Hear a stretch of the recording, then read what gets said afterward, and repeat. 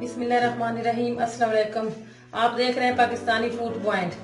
आज हम आपके लिए लाए हैं चिकन के कबाब। आइए हम आपको बताते हैं चिकन कबाब किस तरह बनाते हैं, लेकिन उससे पहले हम आपको बताएंगे उसके लिए कौन कौन सी चीज दरकार है। उसके लिए हमें चाहिए अदरक लहसुन। तकरीबन मैंने लहसुन का एक गट्ठी लहसुन की ली है। गरम मसाला पाउडर चाहिए, उसके लिए मुझे चाहिए 3 से 4 से 5 अदरक मैंने लिए। लाल गोल मिर्च, जीरा, धनिया पाउडर, हल्दी ली है मैंने। इसके लिए 2 टेबल स्पून मैंने लाल मिर्च ली है, नमक लिया है, 2 अंडे चाहिए। इसके लिए हमने 1 किलो चिकन लिया है और चिकन में मैंने लिए आधा किलो दाल ली है। दाल को मैंने 2 से 3 घंटे भिगो के रख दिया था, ताकि ये आप पहले से देख सकते हैं कि ये बिल्कुल गल चुकी है, ताकि गलने में फिर आसानी हो जाती है। उसके बाद जितनी आप दाल लेंगे उतना आपने पानी लेना है, उससे ज्यादा पानी नहीं डालना, फिर वो ज्यादा मटेरियल पतला हो जाता है। आइए हम आपको बताते हैं किस तरह इसका तरीका, ये किस तरह बनाएंगे। सबसे पहले हमने डालना है इसमें चिकन मैंने मिक्स लिया है। इसमें बोनलेस भी काफी है और इसमें हड्डी वाला भी है। चिकन मैंने मिक्स लिया है, इसमें आप मिक्स चिकन यूज कर सकते हैं। ये मेरा चिकन किलो से भी थोड़ा सा ज्यादा चिकन है। इसमें हम दाल डालेंगे, इसमें अदरक लहसुन डालेंगे, नमक, ये हमने जीरा लिया और ये 2 से 4 अदरक जो हमने मिर्चें ली थी। ये धनिया पाउडर, लाल मिर्च, हल्दी पाउडर, गरम मसाला पाउडर। और याद रखिएगा जितनी दाल होगी उतना ही आपने पानी डालना है। और मैं इसको प्रेशर में गला रही हूँ कि मैंने कहा जरा ये अच्छी तरह चिकन गल जाए हमारा। अब हम इसको तकरीबन 15 मिनट के लिए प्रेशर लगा देंगे। ये आप देख सकते हैं 15 मिनट हमने प्रेशर कुकर लगाया था। आप देखें 15 मिनट के बाद इसकी ये पोजीशन हो गई है। ये हर चीज इसमें देखें आप गल चुकी है, दाल भी, गोश्त भी। अब हम इसको थोड़ी देर के लिए चूल्हा बंद कर देंगे और इसको ठंडा करने के लिए रख देंगे। तकरीबन 10 से 15 मिनट के बाद हम इसको फिर मजीद मैं आपको आगे बताऊंगी कि क्या करना है इसका ना।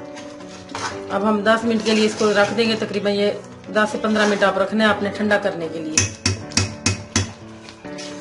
फिर हम ये बोटियां अलग कर लेंगे, इसमें से हड्डियां हम अलग कर देंगे। जो इसमें हड्डियां वगैरह है वो हम निकाल लेंगे और बोटियों को हम अलग कर देंगे।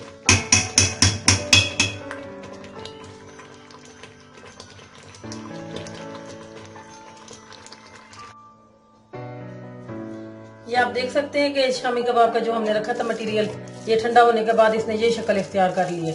अब हमने इसको इसी बर्तन में ने कूट लेना है, अलग से बर्तन वेस्ट नहीं करना।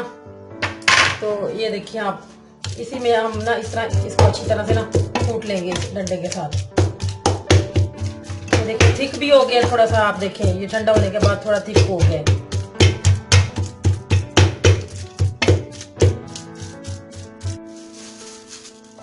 ये आप देख सकते हैं हमारा मैदा ये तैयार हो गया। ये देखिए बड़ा ये नरम सा बना है। ये देखिए हमने इसको कूट किया ना।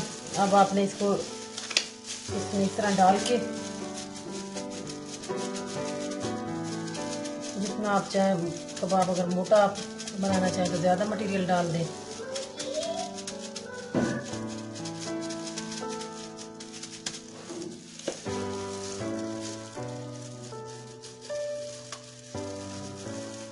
इसमें से आप ये बनाते जाएं।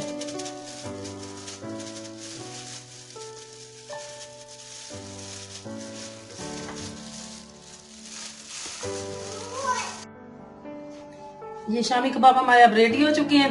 अब हमने इसको अंडा फेंट के इसकी कोटिंग करनी है, फिर हमने इसको फ्राई करना है।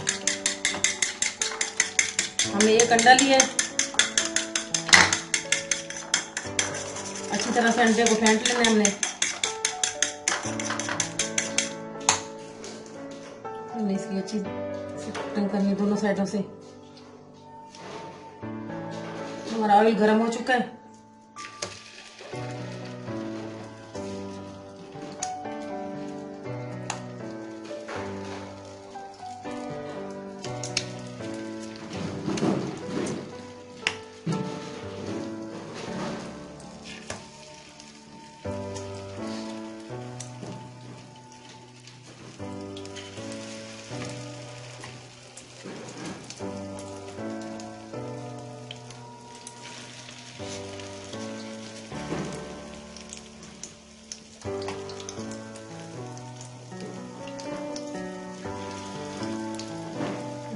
इसमें आप देख सकते हैं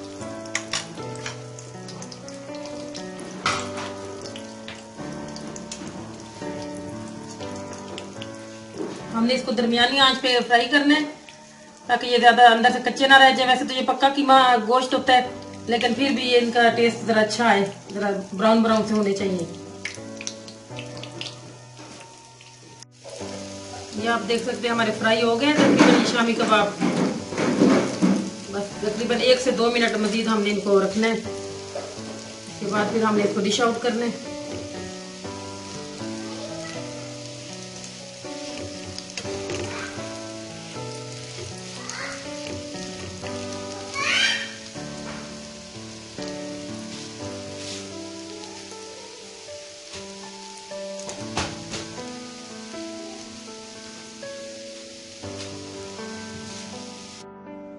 ये आप देख सकते हैं हमारी शामी टिक्कियां तैयार हो गई हैं, शामी कबाब। अब आप इसको ट्राई कीजिएगा मेरी रेसिपी को, और अगर आपको पसंद आए तो इसको लाइक करें, शेयर करें। Thank you, Allah Hafiz.